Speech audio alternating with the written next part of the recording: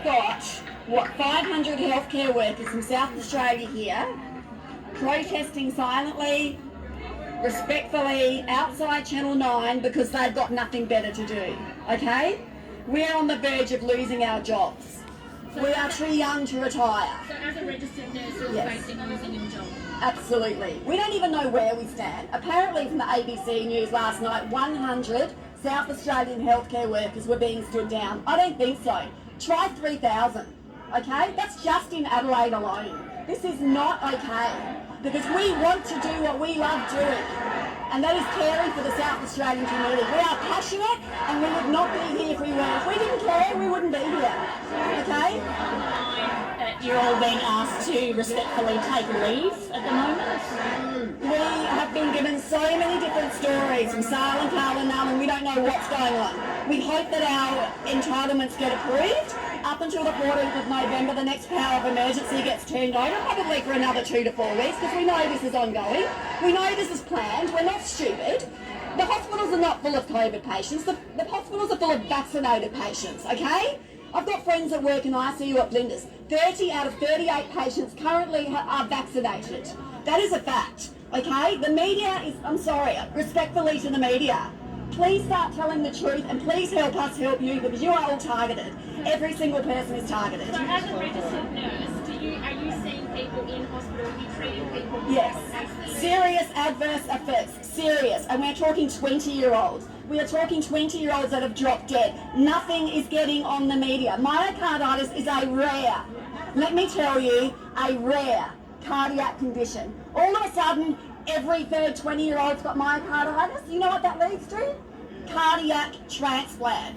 Where do we get hearts from in Australia with the lowest organ donor rate in the world?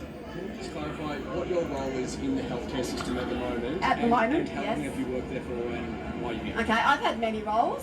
I actually trained at the Royal Adelaide. I'm 51. I've been a nurse for 32 years. I started off as an EN. I went in to do my Bachelor of Nursing. I was a single parent for 18 years. I'm a very strong person, as you can see. And then I went on and did my postgraduate in mental health nursing 4 years ago. I've got 2 degrees. I'm not an idiot. I'm not standing here because I'm an idiot. It's because we care about the South Australian community. Currently, I'm a registered mental health nurse at Flinders. I'm passionate about what I do. I look after the most vulnerable people in society. And they are even pushing this onto them. Okay, they are expecting us to push this onto them as mental health nurses. I don't think so.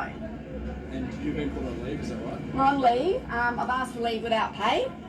We don't know what's happening. I don't even know if I can get income protection. I'm lucky I've got a husband. A lot of my friends haven't. Okay, they're on the verge of getting kicked out of their houses. How many people do you think, how many nurses will the system lose because of the mandatory vaccination? Nurses alone? Close, I'd say at least 2,500 in South Australia alone. Okay, this is a small portion. 100? I don't think so. It's a lot more. I mean, we were looking at ramping pre-COVID. The system is not breaking. The system is broken. It is finished. Are you hearing ambulances all the time? Sirens? That's the vaccine injured. Okay, this is Adelaide. We're a small city. You don't get ambulances every hour. What's going on? People need to start asking questions. This is nothing against SA Health, all right? It's bigger than me. We understand that. We want to keep our jobs. We're not here to get fired. We're here because we care and we have experience, and you cannot replace someone who's been a nurse for 32 years like that. You can't do it. So just to clarify, so what's the answer? How do you think the government should be treating COVID? I think there should be freedom of choice. I mean, some of us have underlying comorbidities, and we know this is not a safe vaccine. I'm sorry, but it usually takes 20 years to produce a safe vaccine, and that's if it's safe. The quickest before this was 7 years, and even that's too fast. You cannot produce a safe vaccine in 4 to 6 months. I'm sorry. And they are taking people for granted. And to go for our children in Australia with Moderna, 5 to 12-year-olds, when they're not allowed to do that in America, is absolutely abhorrent. Okay? All of you have got children, or if you haven't, you've got nieces and nephews. They're after our kids. Not in America. Moderna is cancelled in America. Why Australian children? How about Scandinavia? Why? Why Australia? Why New Zealand? Are we the testing ground? What's going on? I think we need to ask questions here, okay? We are the voice for our children.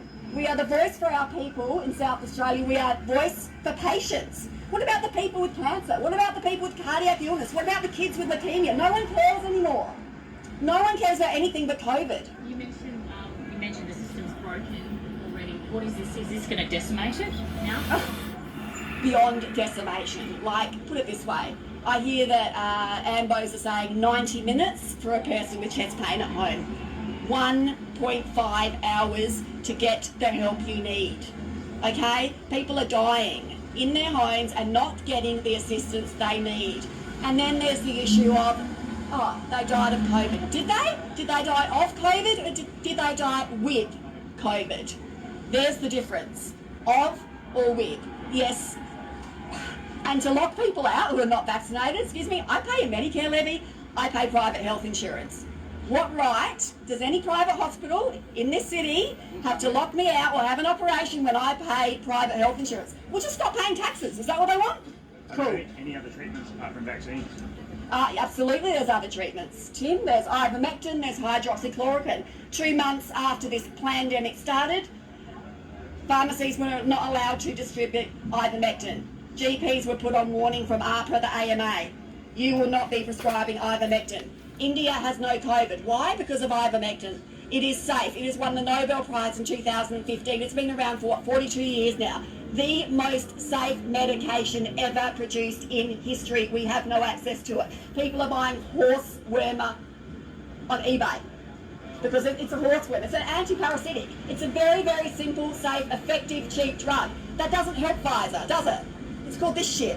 Money. Can we expect demonstrations like this in the future more and more? I certainly hope so. Absolutely. I mean, just give us back our jobs. Let us do what we love doing, please. We are passionate. We're not going to cause any trouble.